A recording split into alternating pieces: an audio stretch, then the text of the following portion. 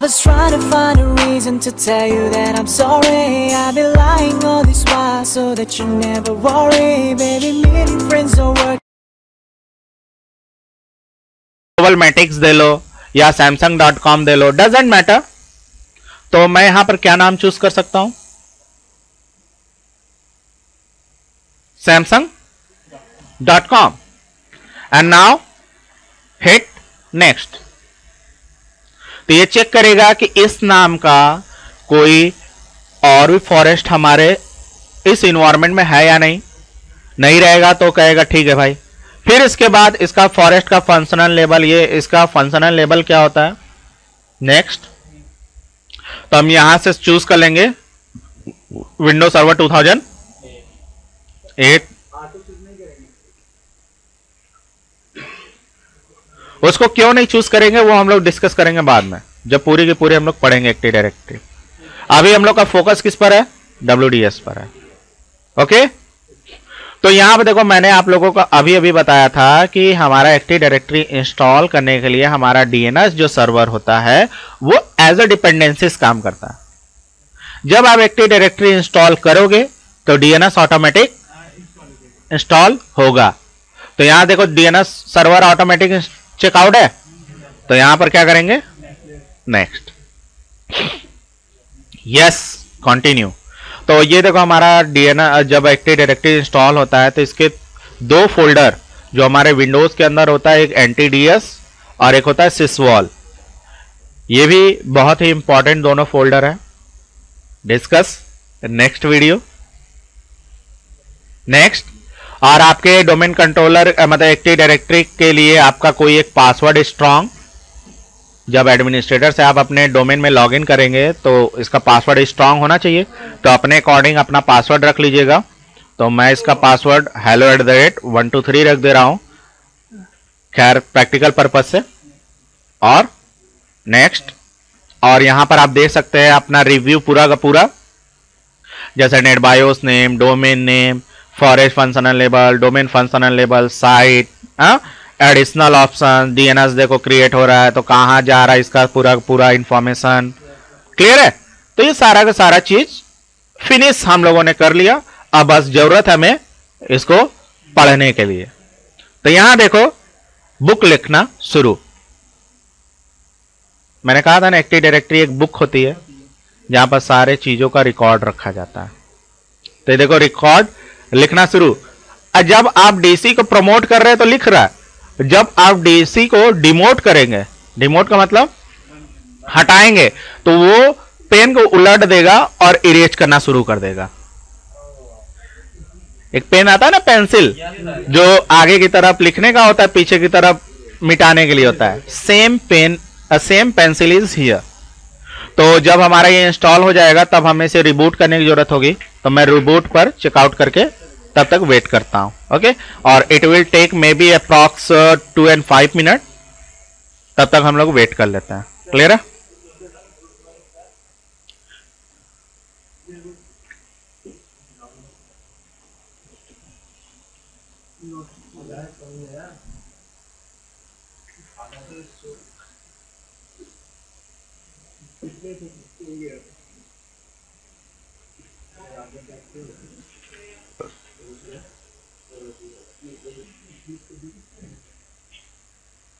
Well तो हमारी देखो सर्विस इंस्टॉल होकर रेडी हो गई। हम लोग इस पीसी पर क्या करते हैं? लॉगिन करते हैं। जो पासवर्ड आपने एक्टिव डायरेक्टरी के लिए दिया होगा वही पासवर्ड के थ्रू यहां पर लॉगिन करेंगे। ठीक है, कहने का मतलब आपका सिस्टम पर जब इंस्टॉल कर रहे थे तो उस समय एडमिनिस्ट्रेटर का पासवर्ड मान के चलिए 123 दे दिया फॉर एग्जांपल, और एक्टिव डायरेक्टरी इंस्टॉल होते समय 5 6 7 8 दे दिया। तो आप इस समय जब लॉगिन करेंगे तो कौन सा पासवर्ड डालेंगे? 1 2 3 वाला या 5 6 7 8 वाला? 5 6 7 8 वाला डालेंगे। क्यों? क्योंकि यहां देख सकते हैं आप कि Samsung/एडमिनिस्ट्रेटर है। तो कहने का मतलब क्या है कि एक्टिव डायरेक्टरी के अंदर एडमिनिस्ट्रेटर वाला यूजर का पासवर्ड अब चाहिए। क्लियर है? तो बी केयरफुल। इतना कोई डिटेल कोई नहीं बताएगा क्या होता है ये। तो हम लोग लॉगिन कर रहे हैं, तो हमारे दो काम फिनिश हो चुके हैं, एक एक्टिव डायरेक्टरी बन चुका है, दूसरा डीएनएस बन चुका है। तीसरा काम है डीएचसीपी कॉन्फ़िगर करना। तो डीएचसीपी कैसे कॉन्फ़िगर करते हैं वो देखते हैं सबसे पहले। तो डीएचसीपी कॉन्फ़िगर करने के लिए हम लोग को क्या करना पड़ेगा, यहां जाना पड़ेगा सर्वर मैनेजर के अंदर,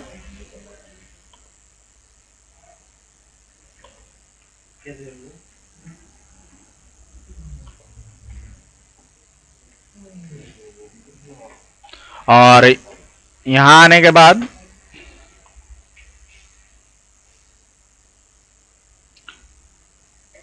तो देखो हमारा डोमेन में हो चुका है ना samsung.com, और हमारे पीसी का फुल नेम क्या हो गया, ny-dc1-2k.samsung.com।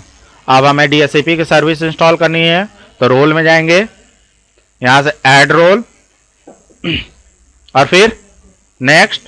तो यहां पर देखो आपको दिख रही है डीएचसीपी है, क्लियर है, डीएचसीपी सर्वर।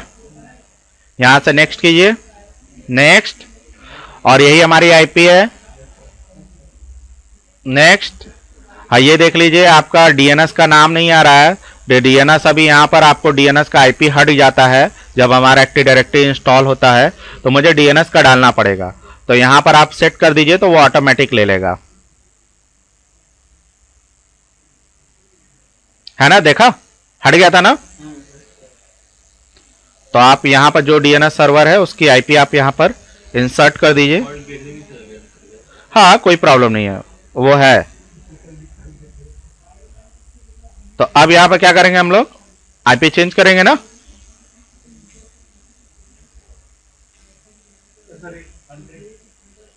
और यहां से वैलिडेट करेंगे तो देखो वैलिड है, हाँ। नेक्स्ट करेंगे, नेक्स्ट करेंगे, और यहां पर रेंज अभी असाइन नहीं करते हम लोग इसको नेक्स्ट ही करके छोड़ देते हैं। और यहां पर हम लोग IPv4 को IPv6 को इनेबल करना चाहते हैं, नहीं IPv6 की अभी जरूरत नहीं है, तो डिसेबल करके नेक्स्ट कीजिए, नेक्स्ट, और यहां पर इंस्टॉल। बहुत इजी है।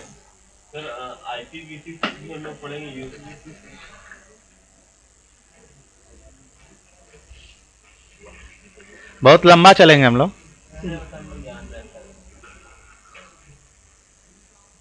तो इस तरह हमारी मतलब कि डीएचसीपी की सर्विस इंस्टॉल हुई, लेकिन डीएचसीपी सर्वर अभी कॉन्फ़िगर नहीं हुआ है, तो हमें अभी कॉन्फ़िगर करना है।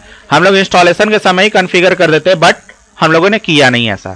तो हमारी ये चीज ओके है, तो हम लोग पहले डीएचसीपी कॉन्फ़िगर कर लेते हैं, चलते हैं। तो डीएचसीपी को कॉन्फ़िगर करने के लिए देखिए डीएचसीपी है, और यहां पर देखिए एक्सपेंड करते हैं इसको IPv4। तो अभी यहाँ कोई सर्वर नहीं है, तो यहाँ पे स्कोप हम लोग क्रिएट करते हैं, right click, new scope, next. अपने स्कोप का नाम दे दीजिए, तो मैं अपने स्कोप का नाम दे देता हूं डेमो-1।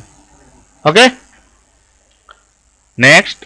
आप कहां से आईपी स्टार्ट करना चाहते हैं, एक रेंज, क्योंकि ये आईपी बैंक है, बैंक में जमा कीजिए आईपी और फिर तभी क्लाइंट को देगा। तो मैं 100.1 से लेकर कितने तक की आईपी देना चाहता हूं, गुड, नेक्स्ट। और यहां से आप आईपी कितना निकालना चाहते हैं, तो ये बाद में हम लोग डिस्कस करेंगे ये होता क्या है। अभी के केस में नेक्स्ट करते हैं, नेक्स्ट, नेक्स्ट। और यहां पर अगर आपका कोई राउटर या डिफॉल्ट गेटवे होगा तो उसकी आईपी दे दीजिए। तो मेरे केस में कौन है, मेरा ही सर्वर है, नेक्स्ट, नेक्स्ट, नेक्स्ट, और नेक्स्ट, देन फिनिश। तो ये देखिए आपका कॉन्फ़िगर हो गया हमारा डीएचसीपी सर्वर, क्लियर है। हाँ, डीएचसीपी सर्वर कॉन्फ़िगर हो जाने के बाद अब हमें जरूरत है क्या इंस्टॉल करना, WDS की service. Now here your WDS installation का जो स्टेप्स होता है, स्टार्ट होता है, तो उसके लिए भी हम लोग कहां जाएंगे,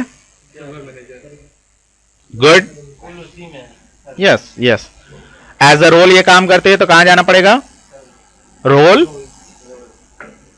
and now add role, next. और इधर देखिए आपको एक सर्विस का नाम दिख रहा है जिसका नाम क्या है, WDS, विंडो डिप्लॉयमेंट सर्विसेज। तो यहां पर चेकआउट कीजिए और इसके बारे में पढ़ सकते हैं कि है क्या। और यहां से क्या करेंगे, नेक्स्ट, फिर नेक्स्ट। और इसके लिए हमारी दो डिपेंडेंसी सर्विस है जिसका नाम क्या होता है, डिप्लॉयमेंट सर्वर और ट्रांसपोर्ट सर्वर। ट्रांसपोर्ट सर्वर का काम क्या होता है, पैकेज को ले जाना, और डिप्लॉय का मतलब देने वाला। क्लियर है। नेक्स्ट, और फिर इंस्टॉल। इंस्टॉल होने में कम से कम ये 1 या 2 मिनट का समय लेगा। अब इसके बाद हम लोग कॉन्फ़िगर करेंगे WDS सर्वर को। तो आप क्या चाहते हो, क्या अपने ऑर्गेनाइजेशन में किस प्रकार का OS इंस्टॉल करवाना चाहते हो। तो अभी 7 नहीं, अभी सर्वर 2008 का करके देख लेते हैं। क्लियर।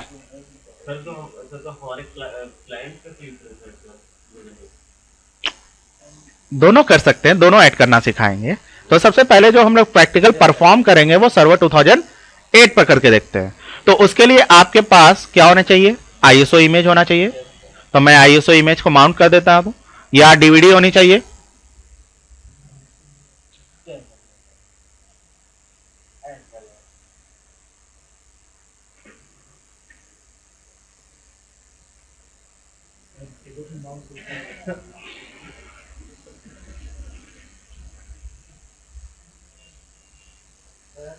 हाँ, वेल नाउ हियर। तो ये देखो हमारे पास हमारे DVD में उसका इमेज आ जाएगा। मतलब जैसे आप DVD लगाते हो तो आपके पास उसके CD में क्या क्या कंटेंट है तो खुलकर आ जाता है। तो इसी तरह मेरे पास देखो, तो मेरे पास ये सारे हैं ना। तो मैंने बताया था सोर्सेस के अंदर 2 फाइलें होती है जिसका नाम होता है एक install.vim और दूसरा होता है boot.vim। तो देखो install.vim खोजो कहां है, तो देखो ये दिख रहा है। और दूसरा boot